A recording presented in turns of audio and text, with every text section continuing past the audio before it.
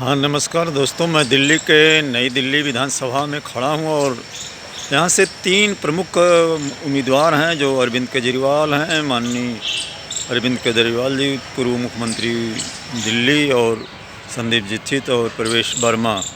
संदीप दीक्षित कांग्रेस से हैं और प्रवेश वर्मा जी भाजपा के कैंडिडेट हैं। जिस तरह से यह राजनीति की बिसात पर नई दिल्ली की सबसे हार्ड सीट मानी जा रही है, और यहाँ पर जिस तरह से दिल्ली के साथ साथ उत्तर प्रदेश की भी चर्चा हो रही है, कल इस तरह से जो है उत्तर प्रदेश की भी चर्चा हो रही है, क्योंकि मिल्कीपुर में विधानसभा उपचुनाव भी हो रहा है। और जिस तरह से यह उपचुनाव हो रहा है वहाँ पर, जबकि इसके पहले ही चुनाव हो जाने चाहिए थे, लेकिन किसी कारणों से या कोर्ट के अनुशंसा के कारण से नहीं हो पाया था, इसलिए जो है यह अपने आप में जो है एक ऐतिहासिक तथ्य यह है कि कल अवधेश प्रसाद जो वहाँ के सांसद हैं, जिनके लोकसभा चुनाव जीतने के कारण विधानसभा रिक्त हुई थी, और जिसके कारण से यह जो है रिक्त हुई थी, कल वह चुनाव प्रचार के दौरान एक दलित युवती के हत्या किए जाने और उसका शव बेहोश कर फेंके जाने के कारण जो है वो उसके घर, युवती के घर गए मिलने, और वहाँ परिजनों से मिलने के दौरान वो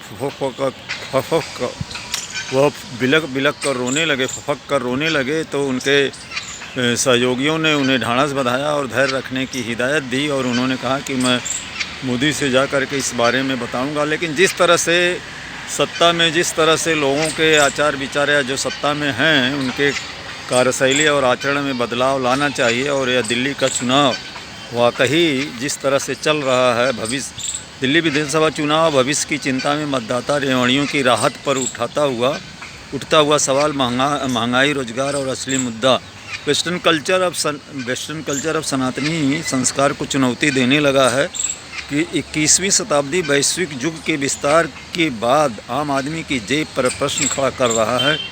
ऐसे में लोकतंत्र में सत्ता गठन का फैसला अहम बन जाता है। कम से कम केंद्र शासित दिल्ली विधानसभा चुनाव में वोटरों के बीच में यह विरोधाभासी आवाज़ उठने लगी है।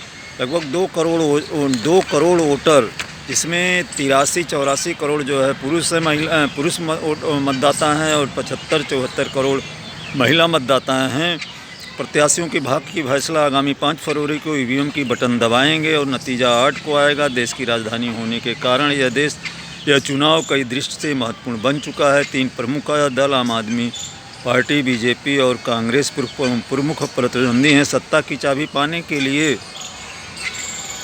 वोटरों के बीच तीर तर्कस से बाहर आ रहे हैं। हार्डकोर और सॉफ्ट हिंदुत्व के बीच यह नए विकास मॉडल की फिक्र कर रही है, जबकि बीजेपी और वोटरों के धोखाधड़ी के पुराने फार्मूले पर वोटरों के बीच बने हुए हैं।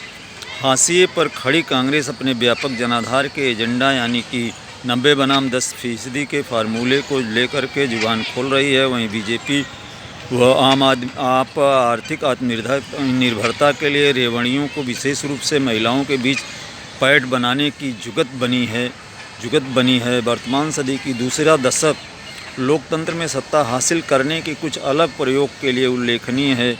नए प्रयोग की दुनिया में विकसित लोकतंत्र के देशों में राजनीतिक दलों द्वारा चुनाव प्रचार में उपयुक्त किए जा रहे तकनीक का इस्तेमाल किया गया है। भारत जैसे देश में यह चुनाव पहला प्रयोग था।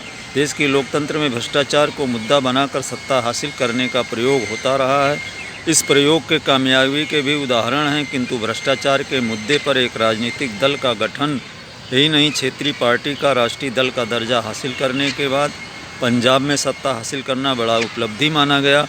भ्रष्टाचार के मुद्दे पर तो नरेंद्र मोदी जी भी आए थे, लेकिन अब या तो जनता फैसला करेगी कि अरविंद केजरीवाल और मोदी जी दोनों भ्रष्टाचार को समाप्त करने का संकल्प लेकर के आए थे।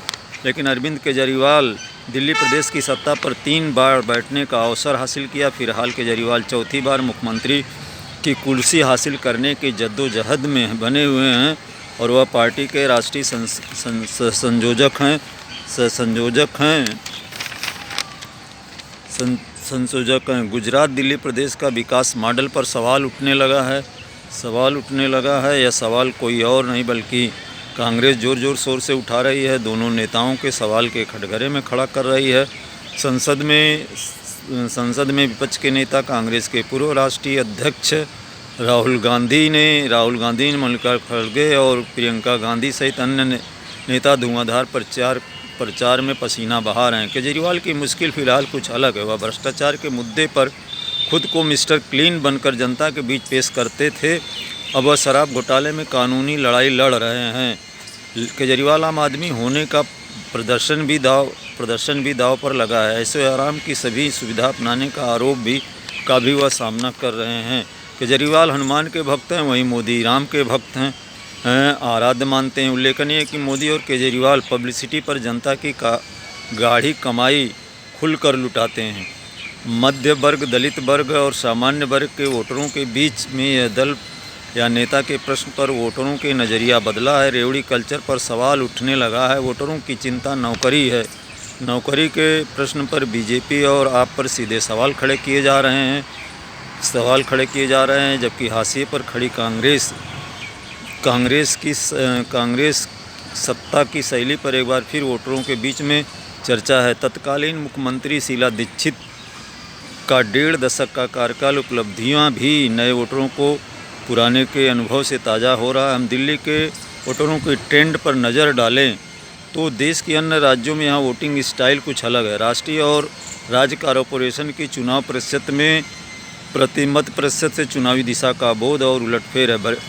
इस तरह से नेताओं की समझ बढ़ी हुई है। रेवड़ी कल्चर पर जिस तरह से तीनों दलों ने जो है रेवड़ी कल्चर पर जो है एक दूसरे पर आरोप लगा रहे हैं, लेकिन कहीं न कहीं जिस तरह से तीनों दलों में होड़ मची हुई है कौन किससे, और इस तरह से केजरीवाल भी 2 कदम आगे बढ़ते हुए अभी भी उनकी रेवड़ी कल्चर पर या जिस तरह का उनका जो है वादा, नया वादा प्रतिदिन बढ़ता हुआ जा रहा है। और उन्होंने अभी एक और वादा किया है कि अब दिल्ली में रहने वाले सारे, चाहे वो कोई भी हो, किराएदारों को बिजली और पानी मुफ्त करेंगे। केजरीवाल ने एक नया दाव चला है और यह देखते हैं कि आने वाले 8 फरवरी को यह दाव कितना सही साबित होता है। लेकिन अभी भी ज़मीनी हकीकत जिस तरह से प्रधानमंत्री ने जो है आज अपनी जनसभा में केजरीवाल पर प्रश्न उठाए, और लेकिन केजरीवाल ने भी प्रधानमंत्री मोदी जी को यह वादा करना पड़ा कि हम जो है झुग्गी झोपड़ियाँ नहीं तोड़ेंगे। और केजरीवाल ने यह कह दिया कि अगर भाजपा सत्ता में आई तो वह निश्चित रूप से झुग्गी झोपड़ियों को तोड़ देगी और उनको वहाँ से हटा देगी। यह भी एक मैसेज दिया है। देखते हैं इसमें कितना सफल होते हैं केजरीवाल। तीनों कैंडिडेट यहाँ पर सबसे दिल्ली की हॉट सीट मानी जा रही है। देखते हैं कि आने